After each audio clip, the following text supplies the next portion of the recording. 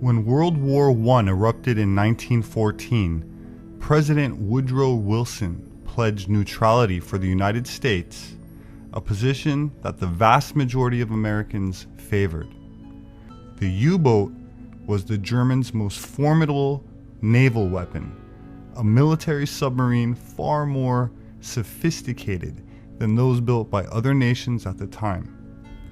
The typical U-boat was 214 feet long, carried 35 men and 12 torpedoes, and could travel underwater for about 2 hours at a time. Germany could easily hold its own, but something caused America to join the war, something most Americans were never told about. With British Prime Minister Lloyd George up against a wall, Lionel Rothschild and the Jewish Zionists offered the British a deal they couldn't refuse. "We'll bring the United States into the war as your ally and win the war for you," they said, "if you'll promise us Palestine." In April of 1917, President Wilson got the green light and declared war on Germany. In return, the British government wrote the famous Balfour Declaration and addressed it to none other than Lord Lionel Rothschild. The declaration promised Palestine and Israel to the Rothschild Zionists. Benjamin H. Friedman was a successful Jewish businessman who was at one time the principal owner of the Woodbury Soap Company. He spent the great preponderance of his considerable fortune, at least $2.5 million, exposing the tyranny which he believed had enveloped the United States. World War I broke out in the summer of 1914. Now that war was waged on one side by Great Britain, France, and Russia, and on the other side by Germany, Austria-Hungary, and Turkey. Within 2 years, Germany had won that war. Not alone won it nominally, but won it actually. The German submarines, which were a surprise to the world, had swept all the convoys from the Atlantic Ocean, and Great Britain stood there without ammunition for her soldiers, stood there with 1 week's food supply facing her, and after that, starvation. At that time, the French army had mutinied. They lost 600,000 of the flower of the French youth in the defense of Verdun on the Somme. The Russian army was defecting. They were picking up their toys and going home. They didn't want to play war anymore. They didn't like the Tsar. And the Italian army had collapsed. Now, Germany, not a shot had been fired on the German soil. Not an enemy soldier had crossed the border into Germany. And yet, here was Germany offering England peace terms. They offered England a negotiated peace on what the lawyers call a status quo ante basis. That means let's call the war off and let everything be as it was before the war started. Well, England in the summer of 1916 was considering that seriously. They had no choice. It was either accepting this negotiated peace that Germany was magnanimously offering them, or going on with the war and being totally defeated. While that was going on, the Zionists in London went to the British War Cabinet and they said, "Look here, you can yet win this war. You don't have to give up. You don't have to accept a negotiated peace offered to you now by Germany. You can win this war if the United States will come in as your ally." The United States was not in the war at that time. We were fresh, we were young, we were rich, we were powerful. And they told England, "We will guarantee to bring the United States into the war as your ally, to fight with you on your side, if you will promise us Palestine after you win the war." In other words, they made this deal. We will get the United States into this war as your ally. The price you must pay us is Palestine after you have won the war and defeated Germany, Austria-Hungary, and Turkey. The Balfour Declaration, a 1917 letter from then UK Foreign Secretary Lord Arthur Balfour pledging Britain's support for the establishment of a home for Jewish people in Palestine. Israel's National Archives are full of correspondences around that promise, including letters of protest from Palestinian leaders at the time. 100 years after the fact, the Palestinian Authority says they'll sue Britain's government in an international court. Now, England had as much right to promise Palestine to anybody as the United States would have to promise Japan to Ireland for any reason whatsoever. It's absolutely absurd that Great Britain, that never had any connection or any interest or any right in what is known as Palestine, should offer it as coin of the realm to pay the Zionists for bringing the United States into the war. However, they made that promise in October of 1916. Well, I'm here with thousands of others to say that Britain is the cause of all of this disaster. Britain, on behalf of one people, promised to a second people the land which belonged to a third people in the Balfour Declaration almost 100 years ago. Britain is therefore jointly and severally responsible for all of the suffering that has occurred since. They went to England and they made this deal. At that time, everything changed, like the traffic light that changes from red to green, where the newspapers had been all pro-German, where they'd been telling the people the difficulties that Germany was having fighting Great Britain commercially and in other respects. All of a sudden, the Germans were no good. They were villains. They were Huns. They were shooting Red Cross nurses. They were cutting off babies' hands, and they were no good. Well, shortly after that, Mr. Wilson declared war on Germany. We were suckered into that war merely so that the Zionists of the world could obtain Palestine. Now, that is something that the people in the United States have never been told. They never knew why we went into World War I. Now, what happened? After we got into the war,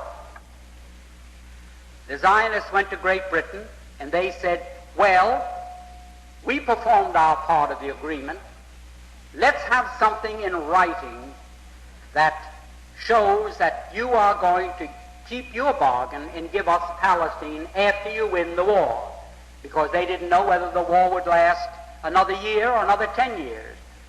So they started to work out a receipt. The receipt took the form of a letter, and it was worded in very cryptic language so that the world at large wouldn't know what it was all about. And that was called the Balfour Declaration. 1917, Lord Allenby conquered the Holy Land, and the Jews were promised a national home in Palestine by the Earl of Balfour, a policy endorsed by Woodrow Wilson and by the League of Nations, which made Palestine a British mandate. The Balfour Declaration was merely Great Britain's promise to pay the Zionists what they had agreed upon as a consideration for getting the United States into the war. The United States crushed Germany. We went in there, and it's history. You know what happened. Now, when the war was ended, and the Germans went to Paris, to the Paris Peace Conference in 1919, there were 117 Jews there as a delegation representing the Jews, headed by Bernard Baruch. I was there, I ought to know. The Jews at that peace conference, when they were cutting up Germany and parceling out Europe to all these nations that claimed a right to a certain part of European territory, the Jews said, how about Palestine for us? And they produced, for the first time, to the knowledge of Germans, this Balfour Declaration. So the Germans, for the first time, realized, oh, that was the game. That's why the United States came into the war. And the Germans for the first time realized that they were defeated. They suffered this terrific reparations that was slapped onto them because the Zionists wanted Palestine, and they were determined to get it at any cost. The Balfour Declaration was signed on behalf of the British government and mentions Lord Rothschild by name, requesting that he bring this declaration to the knowledge of the Zionist Federation. The Rothschild prominence in this historic situation cannot be understated, especially since it is the Rothschild family that eventually designed and financed the Knesset, Israel's parliament, including the pyramid with the eye and all the other occult symbology. The Rothschild family descended from Mayer Amschel Rothschild, who was born in what is now Frankfurt, Germany, and went on to establish a huge international banking empire. Through his 5 sons, Mayer Amschel Rothschild expanded his banking fortune, with his 5 sons each stationed at one of the major European financial centers: Frankfurt, London, Naples, Vienna, and Paris. In the 19th century, the Rothschild family were at the height of their powers, and they utilized this power by effecting some very significant events in human history in order to profit greatly from it. That said, you will not find a single mention of the name Rothschild in the Forbes list of 500 wealthiest people on earth, but they are clearly the richest family on earth, as well as one of the most corrupt.